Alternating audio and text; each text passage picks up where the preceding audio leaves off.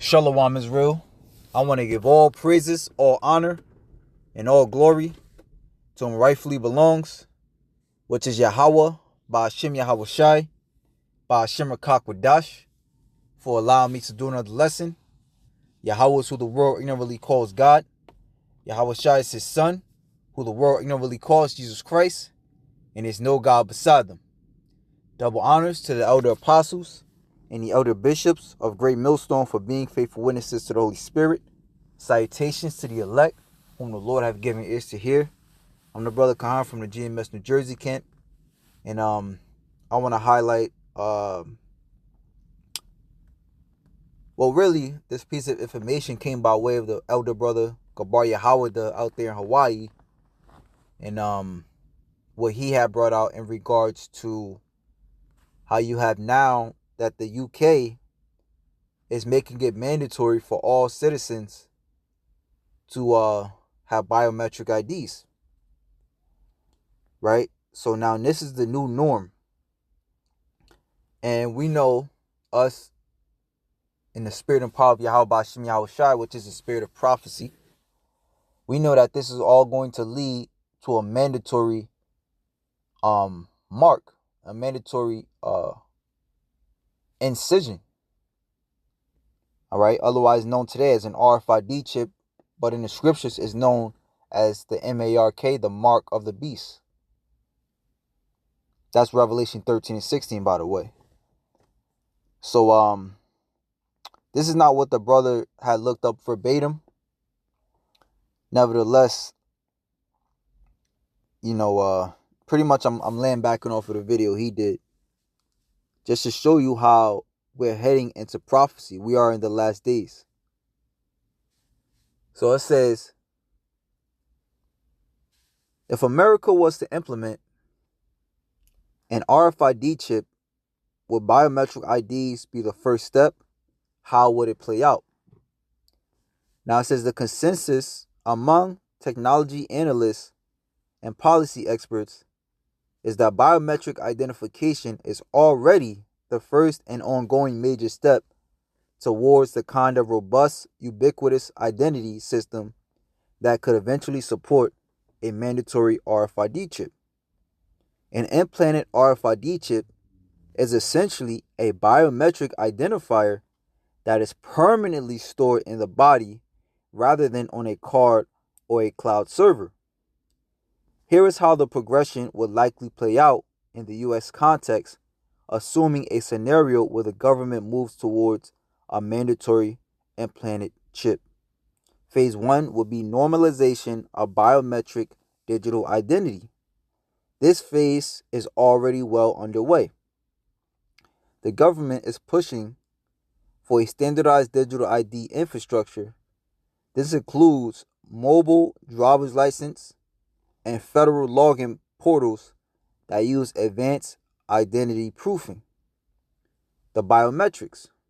The biometric data, facial recognition, and fingerprints is already a foundation for immigration, border control, and secure access to government services. And not just here in the U.S., but also over there in Europe. All right? The brother Gabar Yahweh was going into the fact that it's happening in the UK. But also you have the nations, the EU nations, they're pushing something known as the EES, or the Entry-Exit System, which pretty much sets up a biometric database for all the immigrants that are flooding that area. Now it says the EES is a new digital border control system for non-EU citizens entering the Schengen area. It says beginning October 12th, 2025, it will apply to 29 countries, including EU members like France and Germany, plus non-EU Schengen members such as Iceland, Norway, and Switzerland.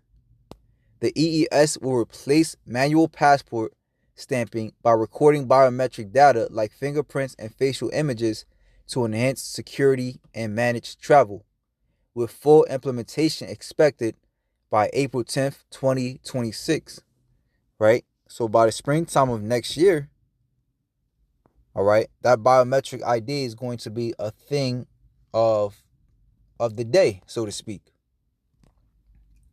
Right, a thing that's currently happening, and that's pretty much right around the corner. Now it says, hey, Lord willing, next year is the push to that RFID chip. All right, if it comes, the summer, the fall of next year, we start seeing a lot more mandatory implementations of an RFID chip. We know why, and we're reading this. Like the scripture said, if you will have watched, you would not have suffered your house to be broken up into. And literally, what they're talking about, the end game, all right, is to sit in your temple. It tells us that in 2 Thessalonians.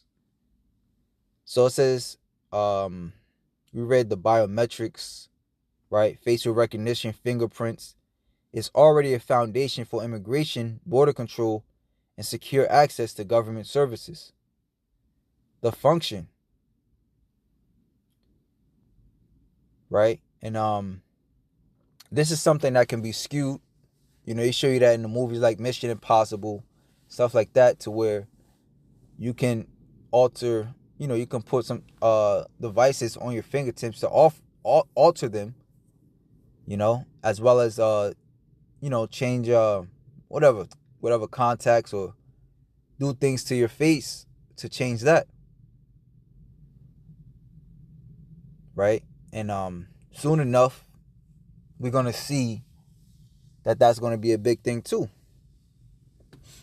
So even though they're setting all these biometrics IDs and these biometric data bases or digital identities in place, it's still going to be found out to be not as safe as they had sold it to be. It says the key is moving from physical documents like a paper driver's license to a digital identity that is constantly authenticated using the unique physical traits of the person holding the credential.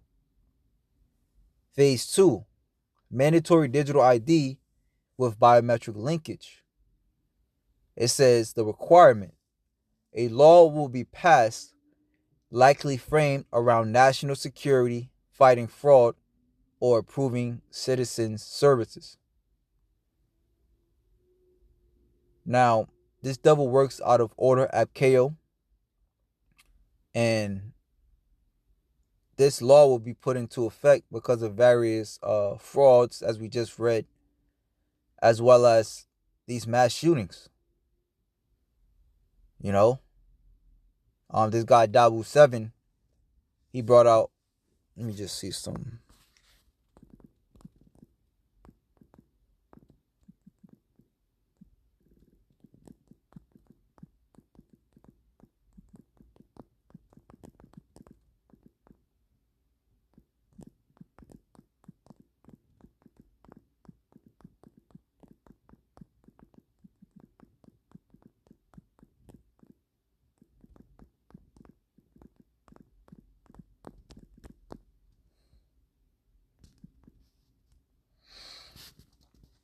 So this guy Dabu 7, if I'm not mistaken, he had brought it out.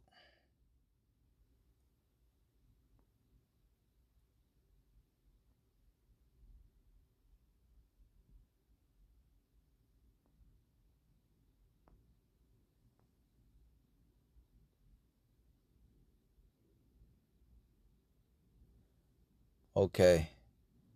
So it says, following, it says, regarding the shooting at the ICE facility in Dallas, Texas, the situation concerning Antifa was reported as follows. Shooters anti-ICE motivated confirmed. The gunman, identified as Joshua John, left behind handwritten notes at his residence that detailed his motive, which was to cause terror and kill ICE agents out of a hatred for the federal government. Unspent shell casings recovered at the scene were also inscribed with the phrase anti-ICE. It says the FBI stated they did not find evidence that the shooter was a member of any specific group, nor did his note signal out any agency other than ICE, the attack was officially investigated as an act of targeted violence with ideological motive. You know? And we got to watch these buzzwords like ideological, targeted, because things are aimed at the so-called radical groups, the leftists. It says claims of Antifa affiliation. Almost immediately following the attack, some conservative activists and high-profile political figures publicly claimed the shooter had ties to Antifa or was a violent left-wing extremist, primarily citing unverified social media information. One specific claim by a right-wing activist alleged that the shooter's now deleted Facebook profile picture contains Antifa and communist imagery.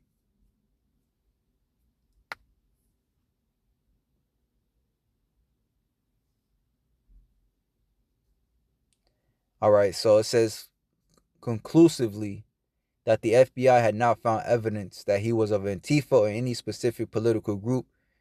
The connection to Antifa was primarily asserted by political commentators. Okay. So that's why it's important to look these things up.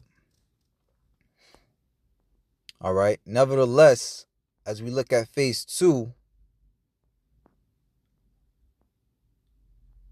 all right, that's something that's also being implied slowly but surely that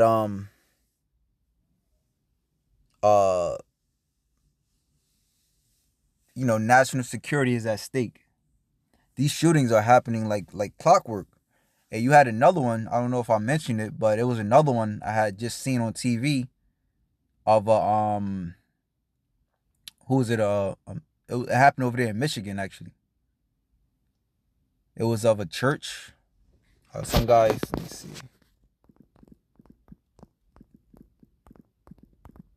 And that's another thing, man. That's another thing that just came to mind. A lot of these shootings are happening at these churches and Catholic schools.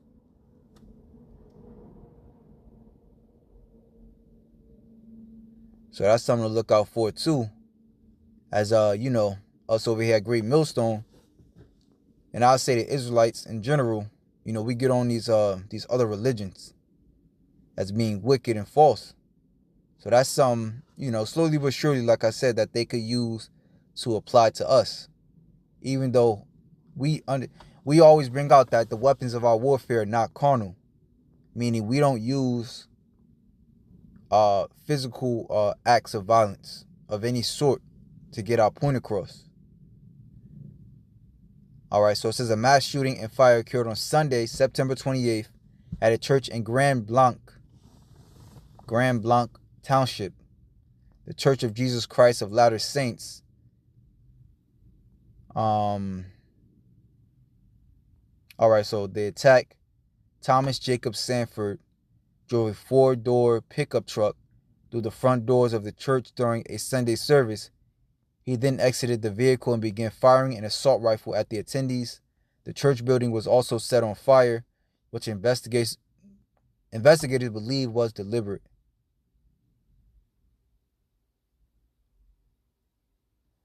All right, so the motive is currently unknown as it just happened today, but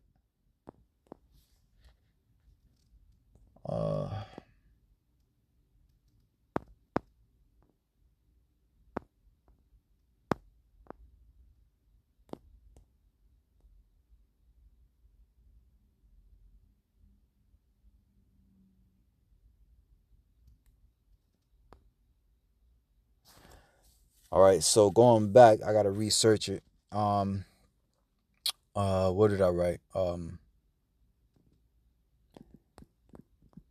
Yeah, with biometric.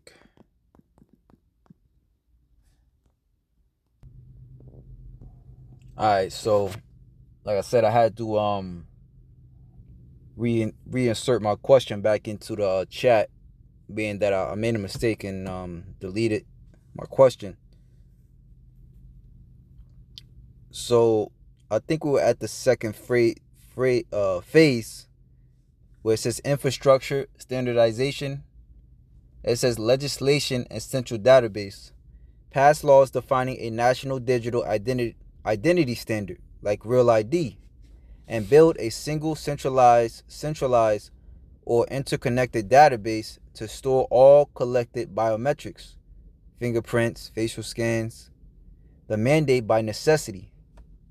It says make the biometric ID a de facto requirement by mandating it use for essential transactions. For example, accessing social services, opening bank accounts, filing taxes, voting, or securing a job.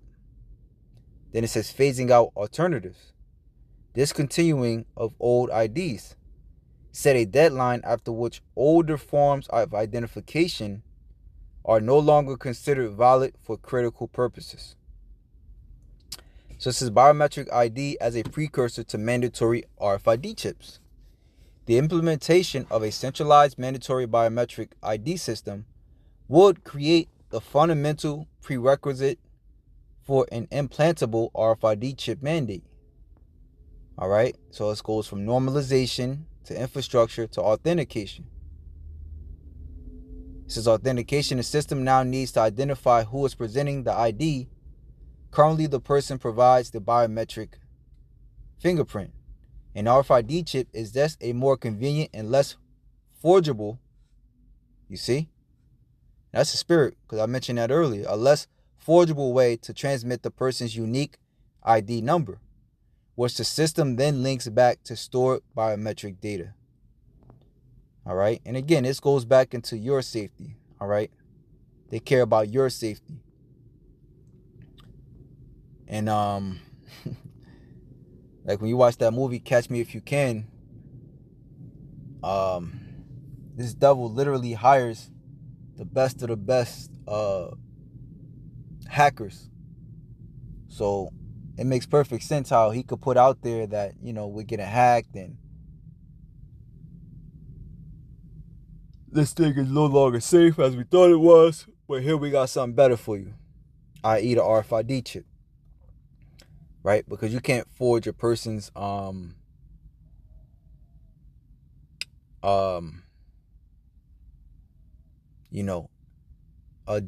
You can't forge that. This man is who he is. Even the devil Yuval Noah Harari said, soon they want to sit inside of you. So it says voluntary implant pilot, right? So now we're talking about the mandatory implantable RFID chip. So it says voluntary implant pilot, microchipped biometric card.